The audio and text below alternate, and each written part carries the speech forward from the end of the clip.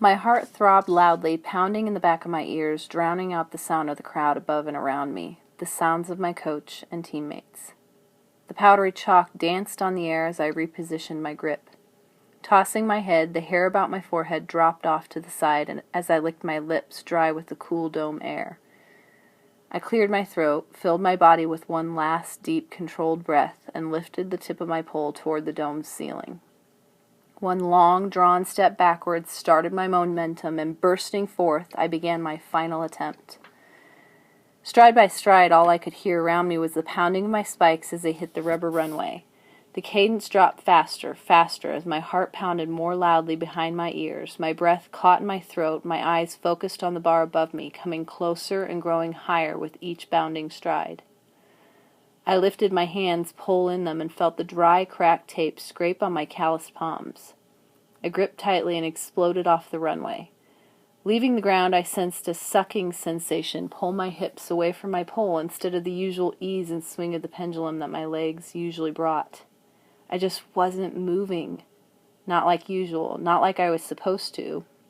My hands forced the pole in front of me, the bar's impending arrival far too soon. My feet out in front of me instead of high above and almost behind me, my mind raced. I tucked my feet inward towards my chest, both hands at my left hip. I was nowhere in the neutral position to be at that point that soon. I turned, flopped really, willing myself away from the pole to penetrate further into the mat, safely past and over the bar. The momentum was gone. The energy wasted. I was coming down quickly on top of the crossbar instead of soaring easily over it.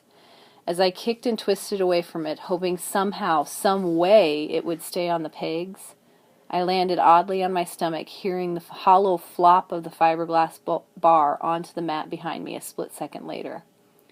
The collective ooh of the crowd confirmed what I already knew. What I didn't know was if I could breathe. I wasn't injured physically, mentally, a whole other reality was coming to fruition. 3 attempts, miss, miss, miss. I slapped the mat, got on my hands and knees, and dragged myself away from the anonymity of being face down, not seeing my coach, not seeing my teammates, not seeing 3 years of work go down the drain. Sitting down, I unlaced my spikes and threw them in my bag. No one said a word to me. They knew. How do you react when people you compete with don't really mean good job? Or do they? Good job you know-hided so I can be an All-American this year. Good job you know-hided so I could win a national championship. That's what you hear them say if they say anything at all. That's what you hear them say, especially when they don't say anything at all, as you slide your poles in the team's bag. That's what I believed they were saying as I zipped up my warm-up, slung my bag over my shoulders, and walked across this track under the belly of the stadium seats above me. The pressure of coming in with the target on your head and the top 2 female collegiate pole vaulters in the nation is exhilarating and nauseating. The exhilaration of walking in with that team name on your jacket, carrying that tote of poles with the men who've won national championships, runners-up, and 26 All-Americans in the past 9 years. People knowing who you are just because of the coach walking in with you, and he hand-picked you as one of his first female vaulters. You've helped start that same dynasty for the females in this crazy event. I passed up offers from all over the nation to train with him, to go all over the nation with him. Thank God I did. He found me right away in the hallway under the grandstands. I threw my number in a nearby trash bin some emaciated 5K'er was puking in, and walked by Gene without saying a word. I couldn't look at him. I disappointed the man who'd become my second dad. I was afraid to look at him because I was afraid if I saw his face, saw his disappointment, I wouldn't be able to hold it together.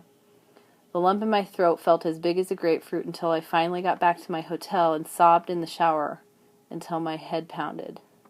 I sat down, literally sat down in the shower, crying for almost an hour. The lump in my throat was gone. It felt like everything was gone. He'd spent countless hours with me, working, training right beside me, trying to figure out the physics of a woman's body and the differences of that center of mass versus man's. Bringing in the physics and calculus professors and challenging them to calculate speed, positions, and poles to order, and writing books on the events that was so new for women in our nation.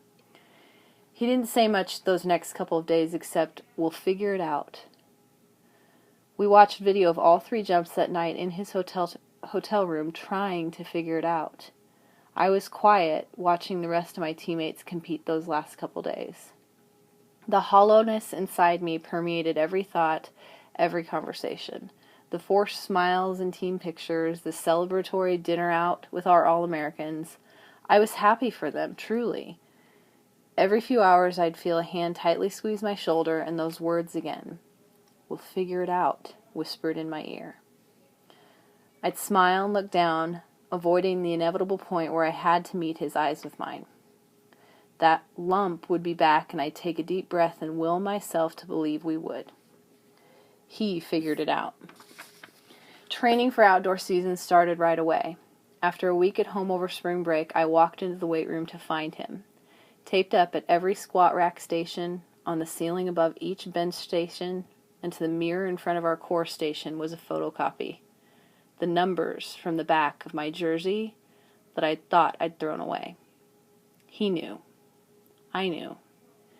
This was going to be a different season with a completely different outcome.